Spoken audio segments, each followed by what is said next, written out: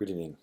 I'm going to talk to you about foster kids and foster adoption. There are various ways to have your own family when you're gay or lesbian or transgender. And I think foster adoption is a very, very valid one. Private adoption is somewhat expensive. I'm going through that right now. Surrogacy is extremely expensive, but to each his own, and I'm not judging. But foster adoption is not only not very expensive, but also it's a beautiful way to have your own family. So, why foster adoption? There are right now in California 70,000 kids who are in the foster adopt program or in foster care. There are about 500,000 kids across the United States of America. To enter the foster adopt program or to be part of the foster care program, children have to be removed out of their birth family. Some of those kids are removed out of their family temporarily. That means that maybe mom or dad have lost custody, there was an issue, and it's a temporary removal. That means they're not going to be placed for adoption, but they need a temporary place until they get reunited. The judge and the social worker and the family, they're working out a deal until the mom goes to class, father goes to a class, or maybe it's just temporarily, or maybe they are going to go to a relative, or maybe they are one of the parents is in jail, or whatever. The situations are all very different. Another case might be that it's the second or third time, and the judge giving them second or third chance, or more extreme, the parental rights are about to be terminated, and there's no other relatives, and the child will be placed for adoption. If somebody presents themselves and says, "Hey, I'm interested in adopting that child," um, relatives will always come first. That means if a child is placed in your home and you express the desire to adopt that child, and then a cousin, an uncle, any family relative come forward, they will take the child out of your home and will be given to the family relative because family comes first. Reunification is number one.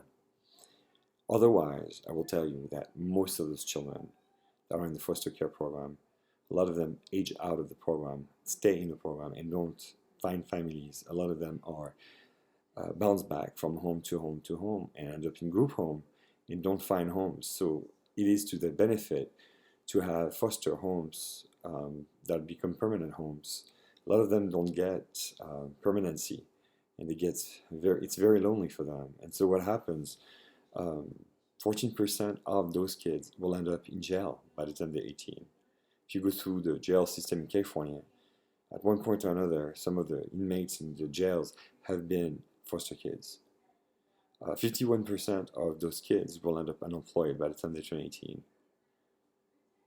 It is really sad, and they don't have very many close connections, and they have a hard time making meaningful relationships throughout their lives.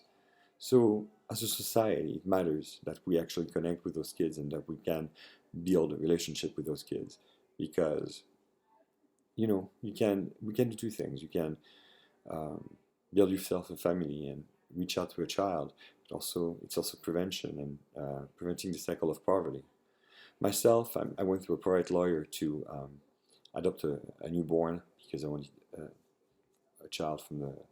I was fairly young. I wanted to bond with a newborn, um,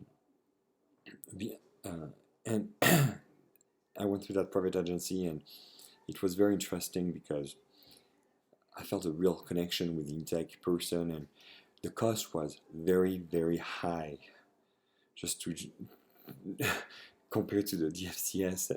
And to be honest, I have a GoFundMe page to help me raise the rest of the money because it's higher than what I can afford, and I've been in this process for about a year and a half now, and I tell you, it's very emotional, very draining. It asks a lot of you, and if everybody who has a child or wants a child had to go through what I'm going through to have a child, um, perhaps there would be less children being born, but the children that would be here on Earth would probably be more loved and more valued because there would be more thinking around what it means to be a parent. There are far too many children being brought into the world without too much thinking and caring. And finally, I want to close with this. People talk about gays and lesbians not being good parents or shouldn't be making good parents. First of all, I had straight parents, and I'm fine, and it goes both ways. And second of all, gays and lesbians make wonderful parents.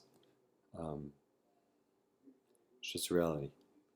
And if it weren't for them, a lot of those children would not have a place, not a home, not a place to call home, and not a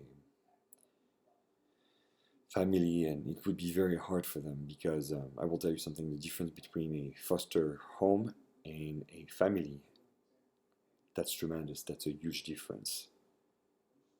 And I have kids coming to me and say to me, you know what, JP, those I live with a foster family right now, and I have a roof above my head, and I have a bed, and I have food, but I don't get love. That's the difference. Feeling the love.